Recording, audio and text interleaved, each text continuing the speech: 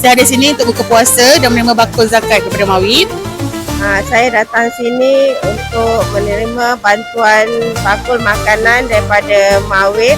Terima kasih pembayar zakat dan Mawid. Terima kasih kepada pembayar zakat dan juga Mawid.